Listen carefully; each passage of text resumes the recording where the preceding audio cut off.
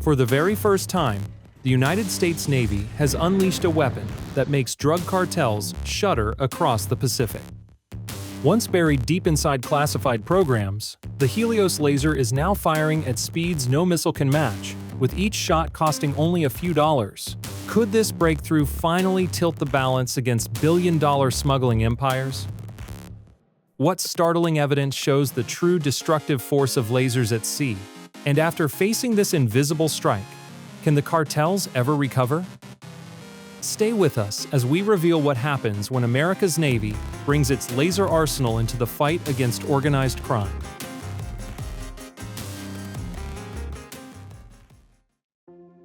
In October 2024, the USS Preble sliced through the Pacific waves, carrying a weapon no other warship had ever put to the test in live conditions.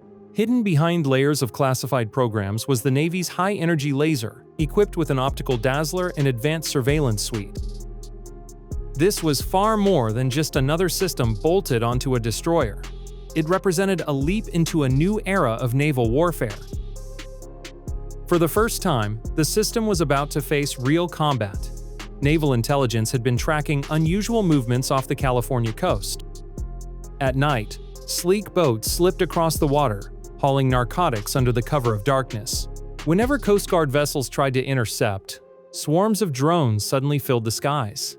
This wasn't the work of amateurs hoping for quick cash. The cartels had transformed smuggling into carefully coordinated military-style operations. The effect was clear: the cartels always seemed a step ahead, leaving traditional interdiction efforts nearly powerless. But that advantage was about to vanish. With Helios mounted on deck, the Navy no longer had to burn through $4.3 million standard missile 6 interceptors just to knock down drones worth only a few $1,000s. Instead, the laser could fire for roughly $13 a shot, drawing 120 kilowatts straight from the destroyer's own power grid. The system required no ammunition and no mid-mission resupply. It was a weapon limited only by electricity. The concept behind Helios is both straightforward and remarkable. Fiber optic cables generate individual light beams, which are then merged into a single, concentrated stream. This process, known as spectral beam combining, produces heat intense enough to slice through a steel engine or ignite a drone's frame within seconds. And unlike missiles or bullets that crawl through the air, laser energy strikes at the ultimate speed limit, the speed of light, 186,000 miles per second. Against cartel speedboats, the effect was immediate. Many engines relied on aluminum components that vaporized under the searing heat.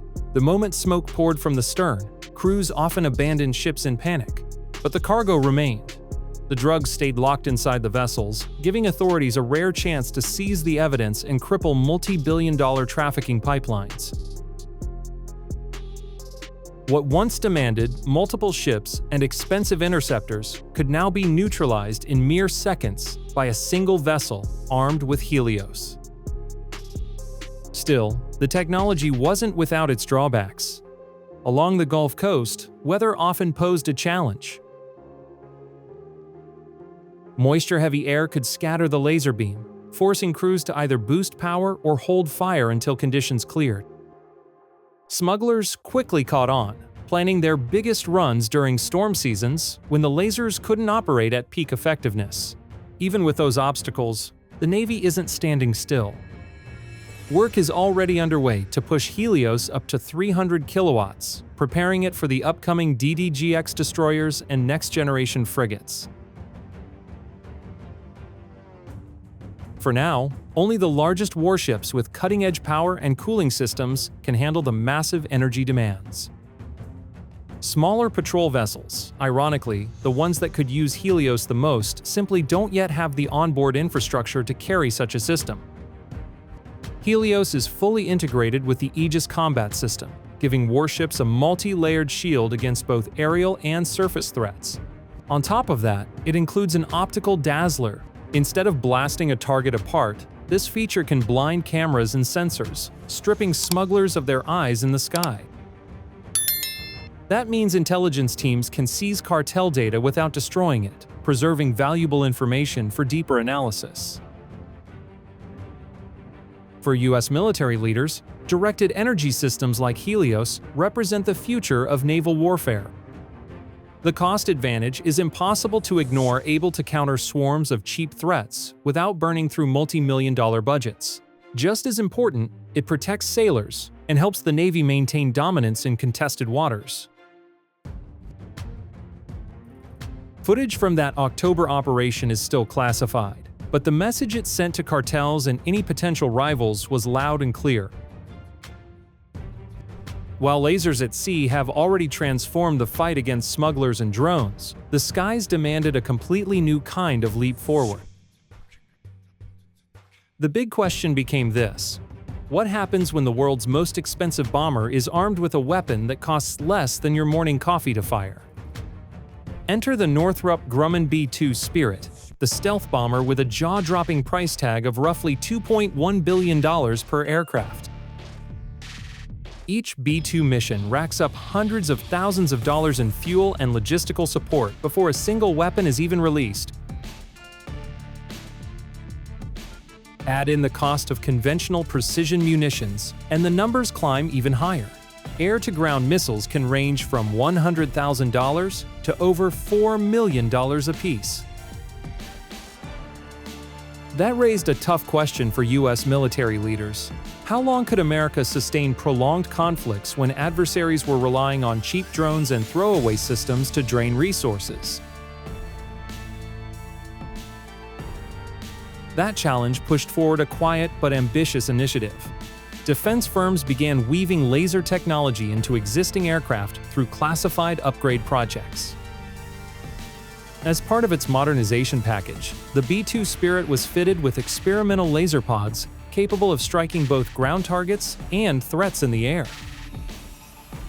Rather than relying on racks of missiles or bombs, the system pulls energy straight from the bomber's own electrical generators, cutting weight while opening a new era of aerial firepower. This upgrade slashed payload weight and removed many of the restrictions tied to traditional munitions. The price difference was jaw-dropping. Each laser discharge costs about $15. A bomber that once required million-dollar cruise missiles to neutralize fortified positions could now eliminate dozens of targets for the price of a single conventional warhead. For drawn-out conflicts against opponents with sheer numbers but outdated tech, the balance of cost suddenly swung in Washington's direction. But rivals weren't idle. They started unleashing massive swarms of low-cost drones, sometimes in the hundreds, designed to overwhelm defenses. Traditional missile batteries soon faced a serious dilemma. Interceptor stockpiles vanished quickly, with each missile costing anywhere from tens of thousands to well over $100,000. Experts warned that over time, enemies could drain U.S. defenses simply by hurling swarms of cheap drones into the fight. Directed energy weapons flipped that equation. Drawing only from the aircraft's own power supply, lasers can fire shot after shot without the risk of running dry. As long as the power generators keep running, the laser can continue firing without pause. In real-world terms, this gave bombers nearly unlimited ammunition. For nuclear-powered ships and platforms with advanced electrical grids, the endurance grew even greater, allowing for extended missions. When paired with the B-2's stealth profile, these directed energy systems offered a battlefield advantage unlike anything America's rivals had ever encountered. Radar crews might catch the fiery trail of a missile launch, but a laser strike left virtually nothing to see, just a split-second burst of heat at the point of impact. That meant bombers could take out several targets in succession without exposing their position to surrounding defenses. This evolution is about more than hardware upgrades. Military planners see it as a fundamental shift in how future wars will be fought and funded. With the B-2 Spirit now equipped with directed energy weapons, the U.S. military has made it clear that it is preparing for the wars of tomorrow. Meanwhile, in the Red Sea, Iranian-backed groups uncovered a lucrative market as Mexican cartels began offering cryptocurrency in exchange for advanced weaponry. The Houthis, already stocked with drones, precision munitions, and electronic warfare tools, quickly found willing customers. Flush with billions from fentanyl profits, cartel groups were able to purchase combat-tested gear that U.S. law enforcement had never encountered on American soil. The exchanges were coordinated over encrypted networks run by Iranian Revolutionary Guard officers stationed in Yemen. Cartels shipped chemical ingredients for explosives, and in return received finished drones, radar jammers, and even anti-ship missiles. By cutting out black market middlemen, these arrangements slipped past sanctions meant to keep advanced weapons out of the hands of non-state groups. By early 2024, Houthi forces were striking U.S. Navy destroyers in the Red Sea with kamikaze drones and cruise missiles. Just a few months later, nearly identical systems started showing up along the Texas border. Border Patrol agents suddenly faced coordinated drone swarms, flying in formation, mirroring the very same tactics once used against commercial shipping overseas.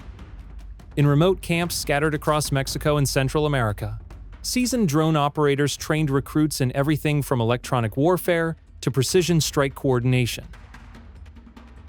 Even as Iranian arms continued flowing south through well-worn channels, Mexican cartels were quietly developing capabilities that blindsided U.S. intelligence.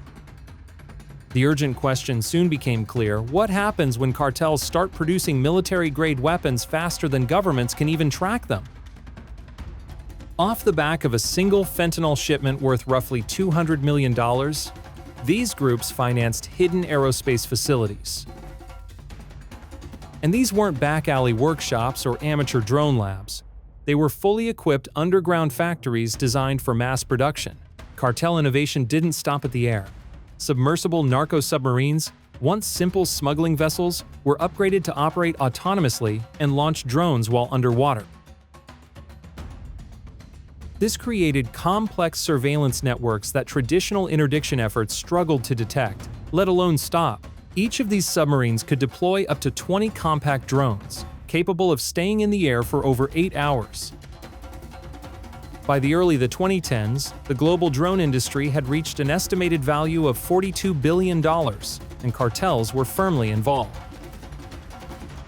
Many scientists had no idea their civilian research was being repurposed for cartel weapons programs. As production scaled up, costs dropped dramatically. Each combat-ready drone could be manufactured for less than $10,000. This meant that a single $50 million drug shipment could fund the production of up to 5,000 drones, dramatically expanding cartel capabilities. The cash funneling from drug sales straight into weapons development fueled a rapid, exponential buildup of cartel combat power. Meanwhile, cartel advances in drone technology were making headlines, signaling a rapidly evolving threat landscape. America's commitment to laser weaponry gave the U.S. a decisive edge. Unlike traditional missiles or firearms, directed energy systems excel in the very conditions smugglers often rely on. After years of secrecy and speculation, the world can now witness the United States Navy's laser weapon actively engaging cartel operations. For the first time, its speed, precision, and raw destructive capability are visible in real-world action. It demonstrates how cutting-edge weapons can neutralize threats almost instantly without relying on conventional bullets or explosives. The message is unmistakable. The era of modern crime fighting and warfare has arrived, and the advantage now lies with those who dominate the skies.